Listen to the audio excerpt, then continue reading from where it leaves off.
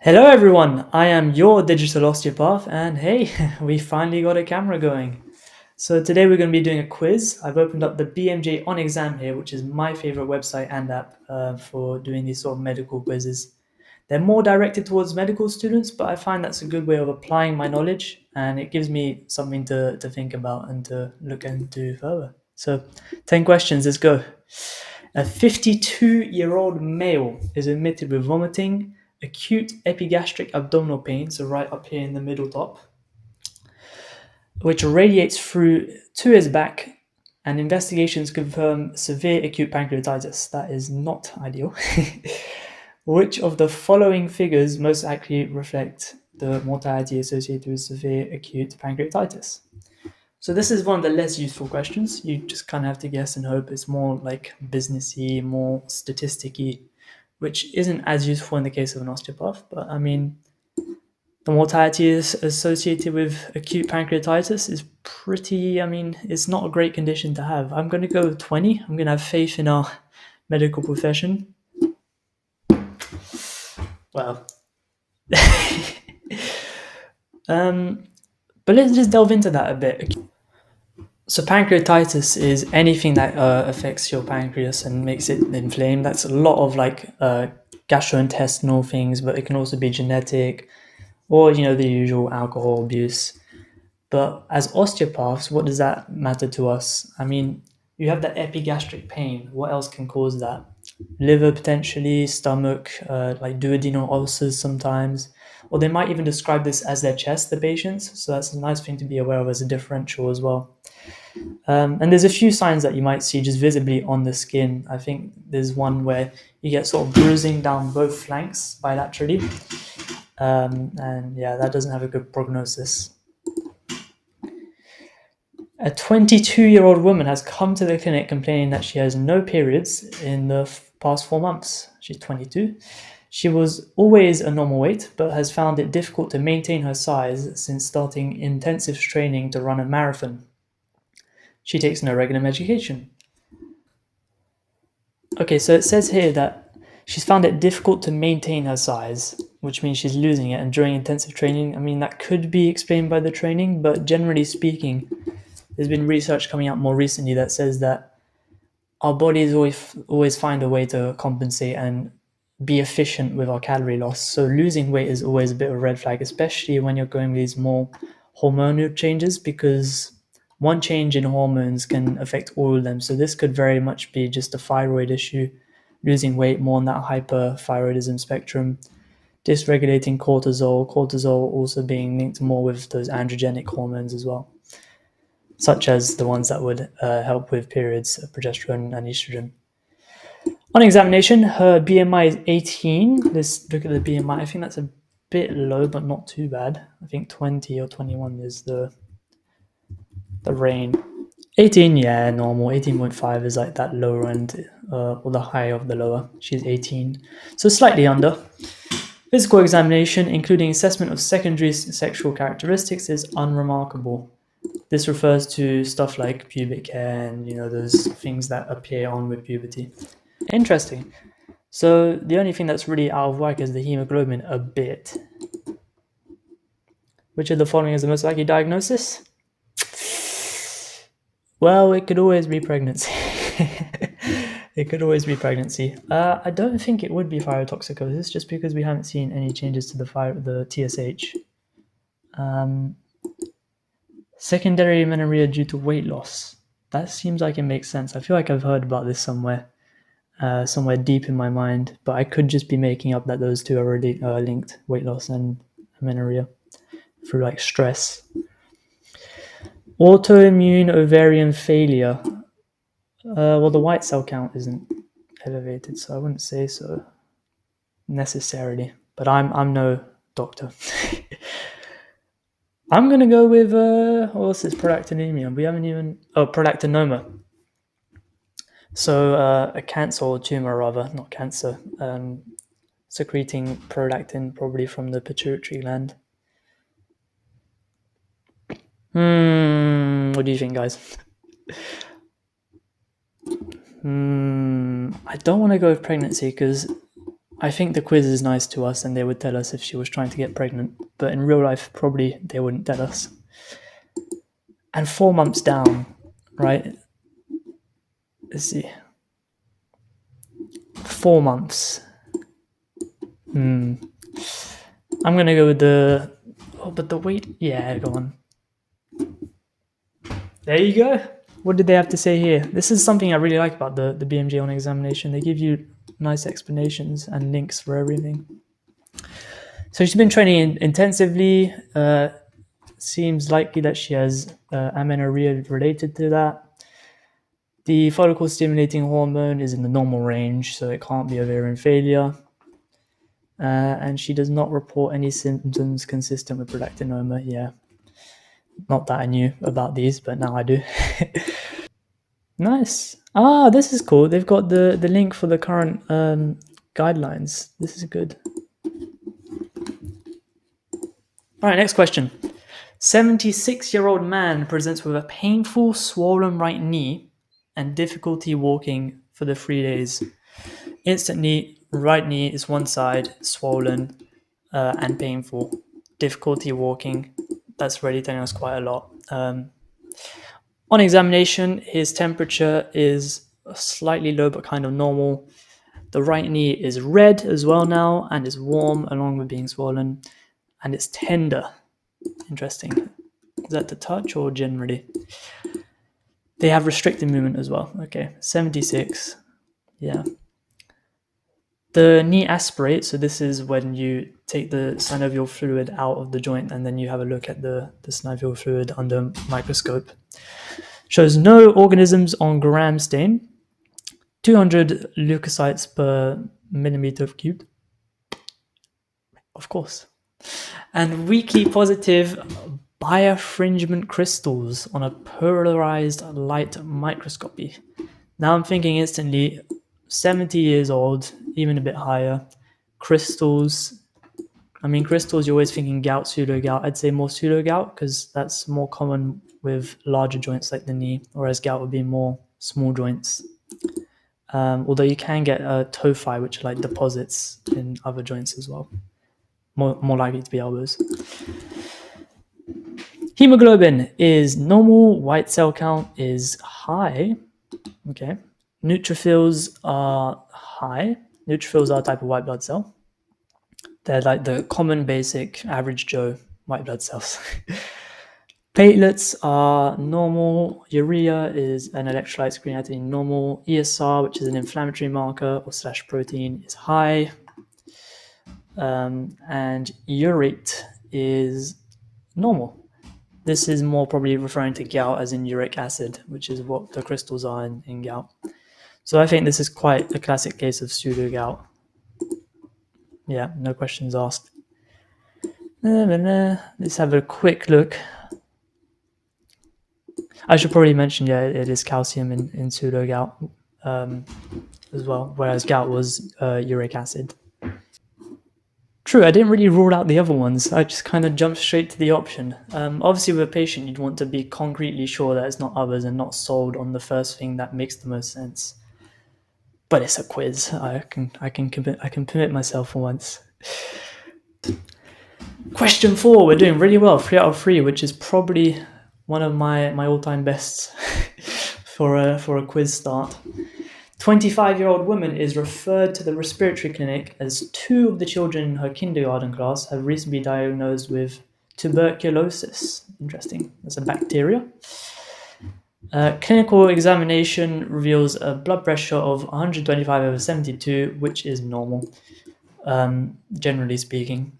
Pulse is 70 and regular, normal, generally speaking. Her chest is clear, and a Mantoux test results in a reaction measured at 17 millimeters. Well, what is that? Let's have a look. It's probably pronounced Mantoux, but yeah, not Mantoux.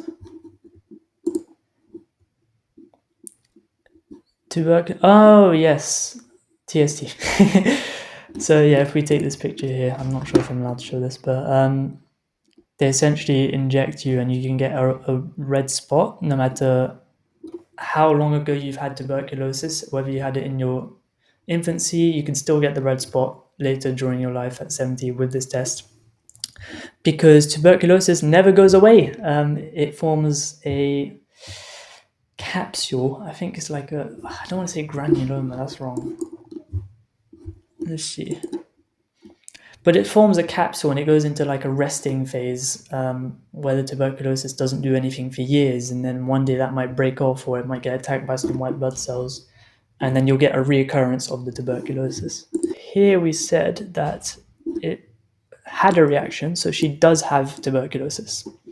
Which of the following is the correct way to manage her? Arrange for a bronchoscopy, have a look inside. I don't think so. We already know she has tuberculosis. If we wanted to see the extent, we probably wouldn't look inside through a camera.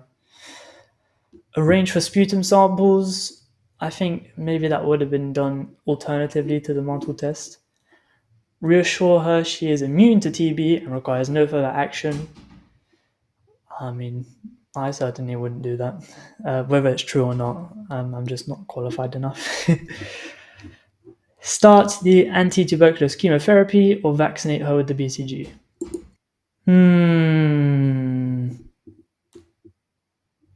Now this is one where I am fully stumped. I have no idea what to put here. But I don't think it's a bronchoscopy. I don't think we need to look at her sputum necessarily.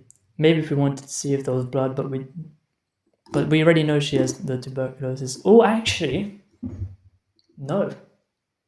Because we don't know if it's in the resting phase or remission rather than being active.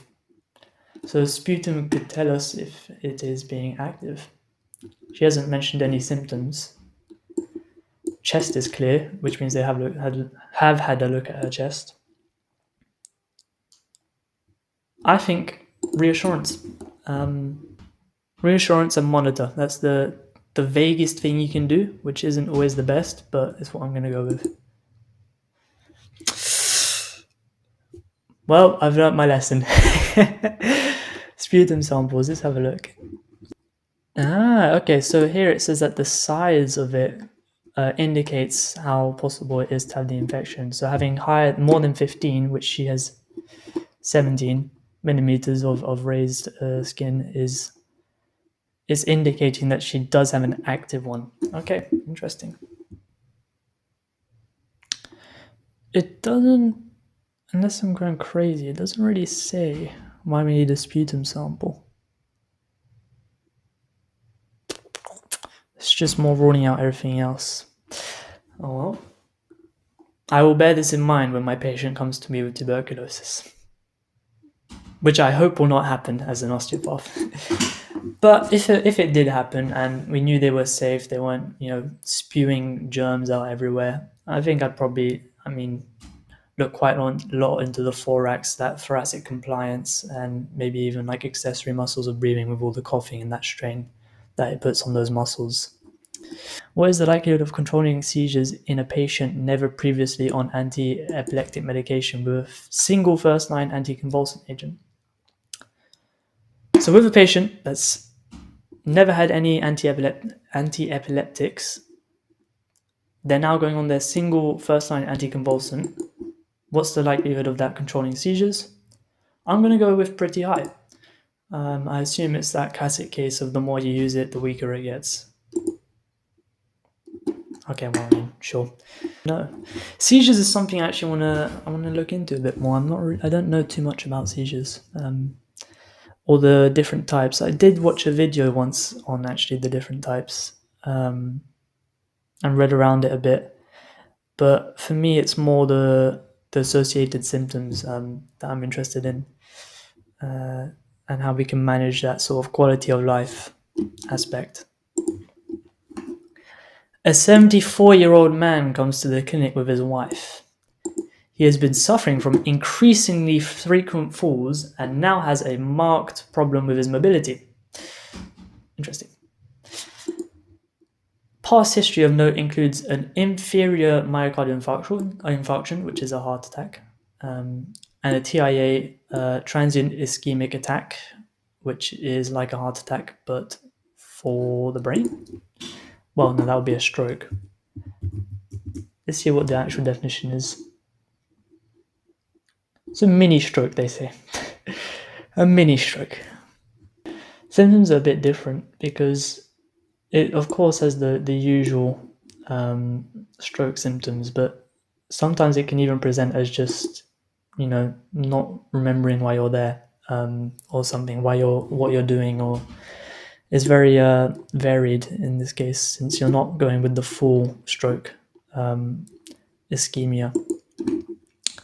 Ischemia meaning not enough blood going through. He has also suffered from 2 episodes of urinary retention, okay, and now has an indwelling catheter. Wow. So essentially that just means that he's not able to urinate. He feels like he hasn't emptied his full bowels bladder whenever he does. So they've inserted a device inside his bladder so that he can pee without peeing. I'm not sure how to describe that. Yeah, it just takes out the urine from the bladder. On examination, his blood pressure is 142/72 with a postural drop of 30 milligrams of mercury on standing. Okay, so they've got some orthostatic hypertension. When they stand up, when they move, they get a drop in blood pressure, which I'm pretty sure is an abnormal reflex, and we're supposed to get an increase in blood pressure, but I could be wrong about that.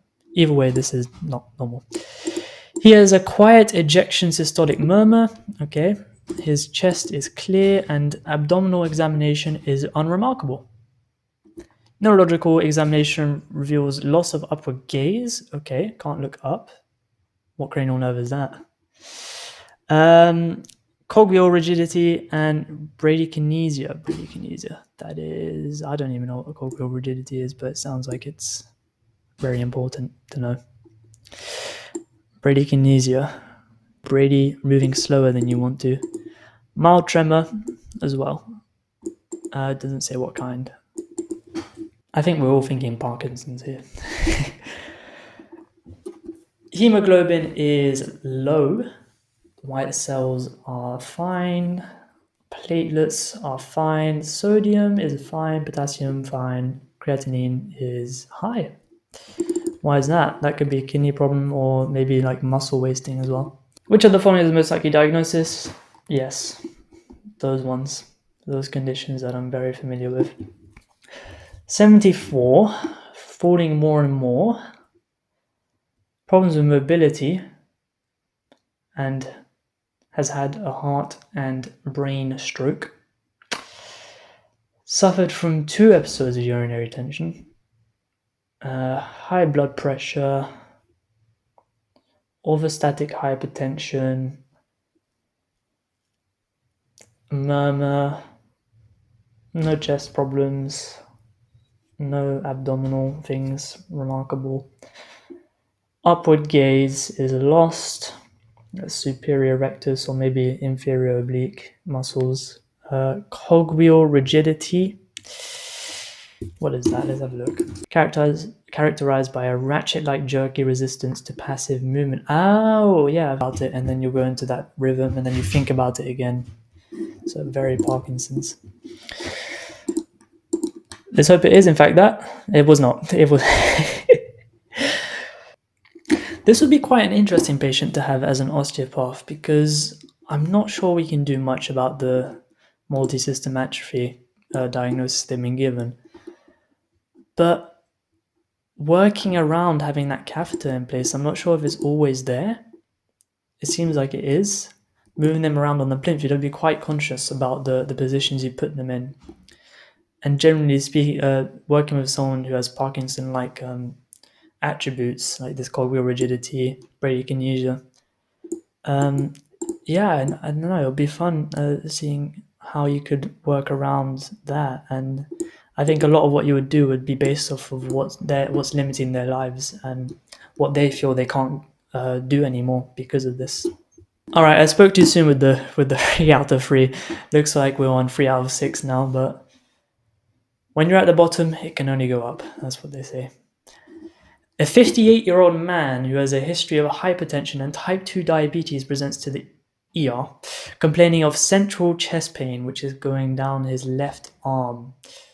Well, that points to the heart.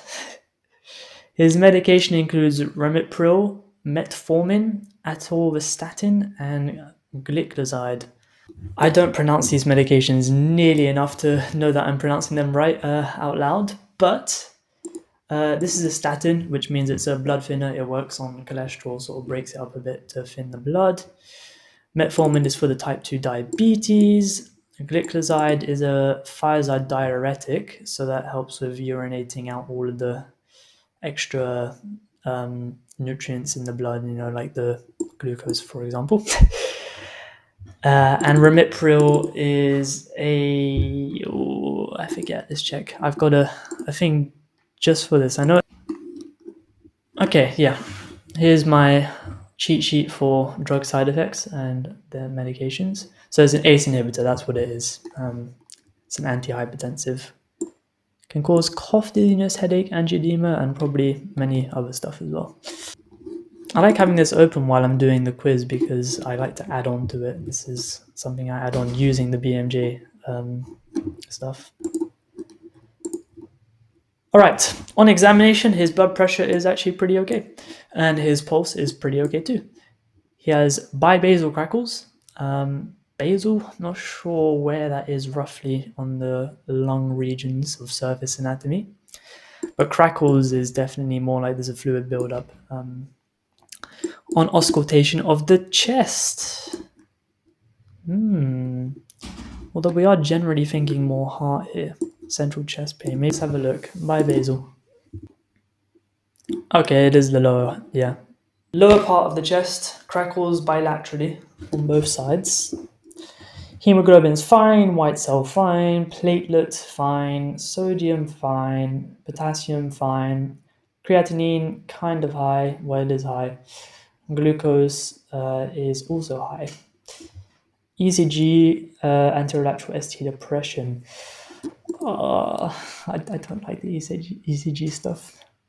He is given sublingual GTN. I forgot what that is, but that could be like a, what's it called? Nitroglyceride compound, probably, because that's a blood thinner, I think. Let's see, nitroglyceride. It's a vasodilator, rather, not a blood thinner. Nitroglycerin. Oh, that's what I wanted. Yeah, sublingual. So it probably is that. Okay, we're here. Sublingual GTN. Which of the following is the most next appropriate step? Aspirin, which is a vasodilator. No, it's a blood thinner. I forgot why though. And a low molecular weight heparin, which is also a blood thinner. And I also forget the mechanism. That again, but with unfractionated heparin and clopidogrel. A beta blockade, like a bisoprolol. Olol is beta block all the time. And that's like to block the electrical signals, I think, to the heart. Clopidogrel, which is that one again, or an IV infusion of that. Let's go with the heparin and the aspirin. Okay, I was close. At least 16% of people agreed with me. Interesting. So it looks like a bit of a drug interaction with the diabetes here. If I see this patient in clinic, in my osteopathy clinic, it's just a referral on the spot, really.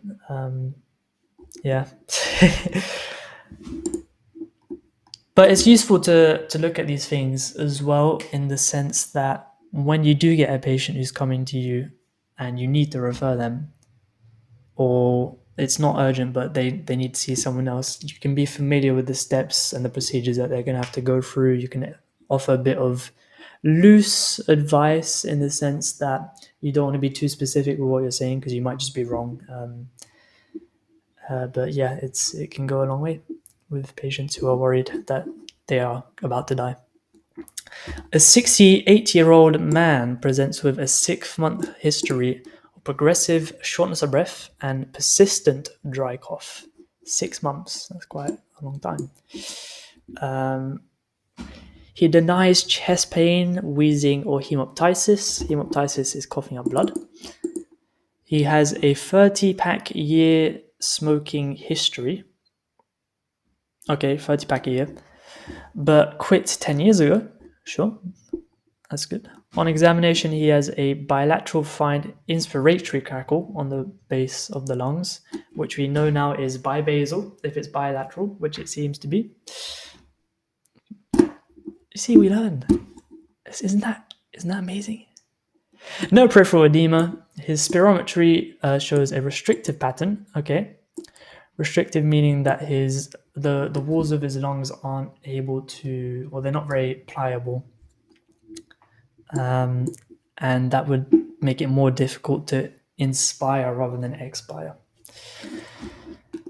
And a chest X-ray reveals reticular opacities in both lower zones. High resolution computed tomography, okay, a HRCT, is performed and shows honeycombing, interesting, and peripheral subpleural fibrosis predominantly in the lower lobes. Fibrosis, meaning that there's essentially scarring under the pleura, so that's essentially the lining of the lungs. In the lower lobes, honeycombing pattern, 6-month history, persistent dry cough. Okay. So, what is the most likely diagnosis? Well, they've put COPD as the top one, but luckily for us, they have so generously told us that it has a, restrictive pattern, so it's not going to be obstructive, I would hope. Sarcoidosis, not ideal, but I think that does have that sort of honeycomb or like cheese-like pattern, generally speaking, because you have those granulomas. I don't actually know what sarcoidosis is. I think it is granulomas, like widespread around the body, here being the lungs. Idiopathic pulmonary fibrosis, which would be restrictive. It very well could be. I'm not sure about the age range for that. I need to step up my game. Hypersensitivity pneumonitis. Is that a fancy way of saying allergic reaction for 6 months? Who knows? Non-specific interstitial pneumonia. I'm going to go with sarcoidosis. What's my reasoning?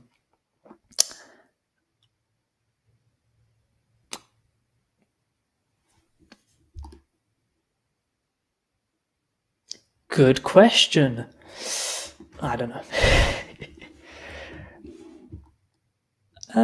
I don't really know what this is referring to, the non-specific interstitial pneumonia. I know what pneumonia is. I know what non-specific is. I kind of know what interstitial is.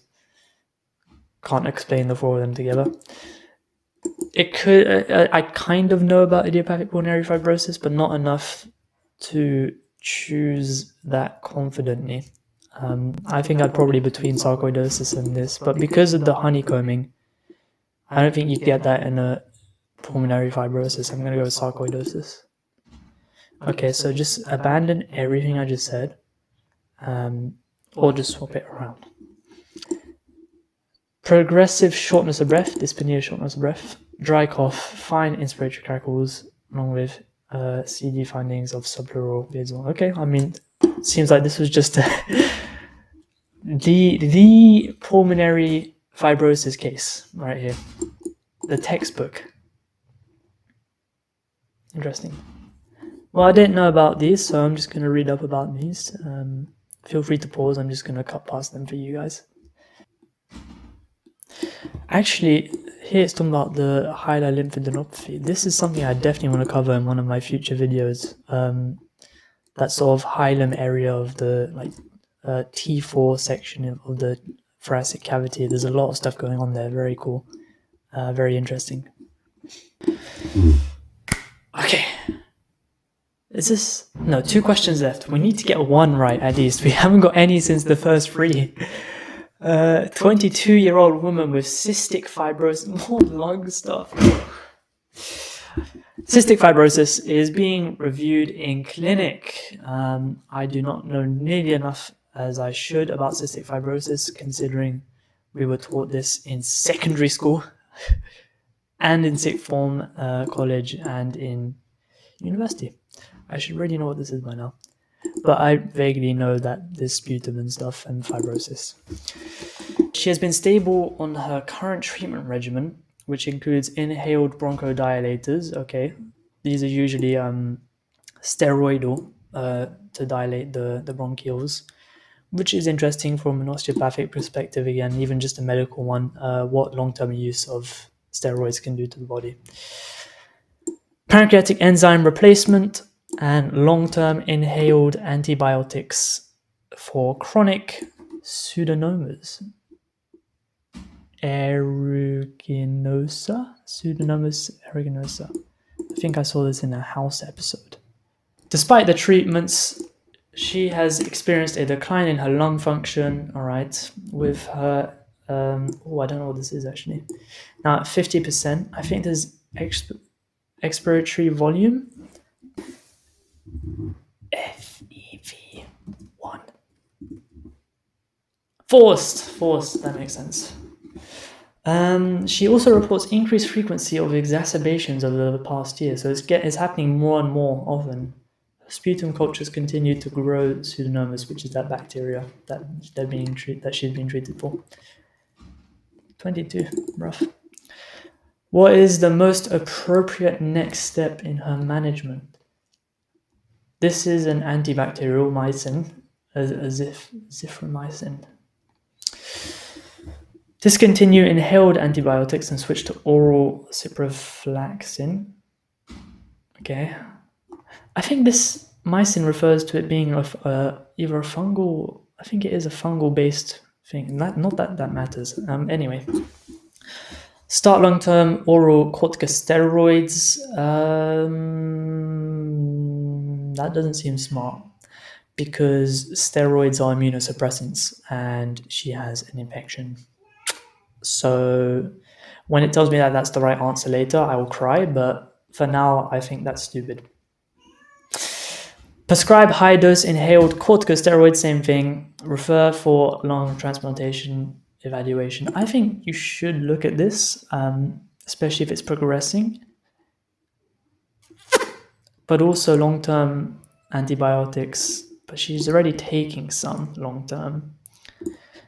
So she could switch it to a different one, is probably the next thing in the treatment line. But her expiratory volume is really low. So maybe it is time for a lung transplant. Fair enough. Yeah, that makes sense. Final question. Will we get 4 out of 10? Give me something, MSK. A 58-year-old man has had an enlarging abdomen for several months. Could be many things. Ascites is fluid buildup in the abdomen, for example. He has experienced no abdominal or chest pain. On physical examination, he has a non-tender abdomen. Good. With no masses, powerful. Good, but there is a fluid frill. This feels like an English problem now. What's a frill? I don't know. It seems like something where you have a good time. An abdominal ultrasound scan shows a large abdominal fluid collection, okay, with small cirrhotic liver. Oh, A small. Is the liver small or is the cirrhosis small? Probably the liver is small. That's alarming. That's like almost closer to the end stage of what the liver can cope, really, once it goes into cirrhosis. Interestingly, actually, when the liver gets damaged, it first goes fatty. That's how you get fatty liver disease or non-alcoholic fatty liver disease before cirrhosis. And there's, of course, hepatomegaly, where it grows in size. A chest x-ray shows a globally enlarged heart. Okay, so we're getting some, what's the word for that? Cardiomyo something growth, which isn't normal. Heart muscle isn't supposed to hypertrophy. There you go, I remembered. It's not supposed to do that. Which of the following conditions is most likely to be present? Um. Ooh. So we're having fluid buildup in the abdomen. We're having. Uh. There's no palpable mass. Cirrhotic liver. Something's going on that the liver's not able to cope with, and it's overworking. It's getting damaged. It's damaging the liver, because that liver is that dilution system essentially for the whole body. Everything that goes in through the gut goes through the liver first before going to the rest of the body. Portal system, very fun. Which of the following conditions? Ooh, couldn't have given me something I get right. Dilated means it's getting bigger of some kind. I mean, maybe not getting bigger, but it's getting wider. But I don't know what that is, and it feels wrong to Google the answer. So let's go with the atherosclerosis. I guess that's kind of in line with some liver diseases. If I reason it, too much sugar, maybe it doesn't say he's diabetic, but too much sugar, damaging the liver, causing atherosclerosis, blocking an artery. Ah, no! Well, it's been a wonderful time on this BMJ quiz. Hopefully, you've enjoyed this. If you made it this far, that's very great. I hope you've learned something. I hope you've found new ways to expand your knowledge. I like using this as a way of I wouldn't normally look at these things, and that inspires me to look at them. Uh, and your patients will be coming with these issues. So, yeah, it was nice to see you, and you will see me in the next one. Goodbye.